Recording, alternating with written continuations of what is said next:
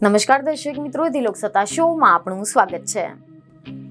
પોતાની સટીક ભવિષ્યવાણી માટે જાણીતા બાબા વેંગાએ દાયકાઓ પહેલા ઘણી બધી ઘટનાઓની આગાહી કરી હતી અને તેમાંથી ઘણી બધી ભવિષ્યવાણી સાચી પણ સાબિત થઈ છે।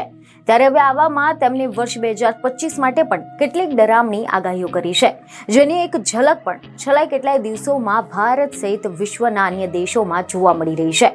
સમાચાર એવા મળી રહ્યા છે કે ઘણા વર્ષો પહેલા બાબા વેંગાએ એવી ભવિષ્યવાણી કરી હતી કે વર્ષ 2025 એ સમગ્ર વિશ્વમાં વિનાશક પૂર આવશે અને મોટા પાયે વિનાશ થશે।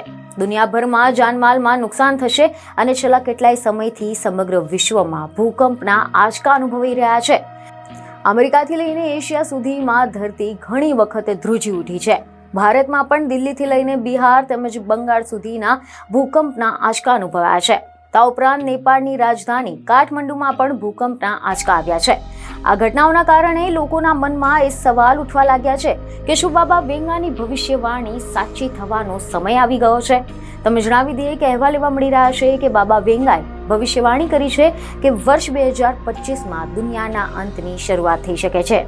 વર્ષ 2025માં યુરોપમાં એક મોટું યુદ્ધ થશે અને આના કારણે ઘણા બધા લોકોના જીવ જશે અને આના કારણે યુરોપની વસ્તી પણ ઘટી જશે। યુરોપમાં યુક્રેન અને રશિયા વચ્ચે સંઘર્ષ ચાલુ છે અને મોટી સંખ્યામાં લોકોના જીવ પણ ગયા છે।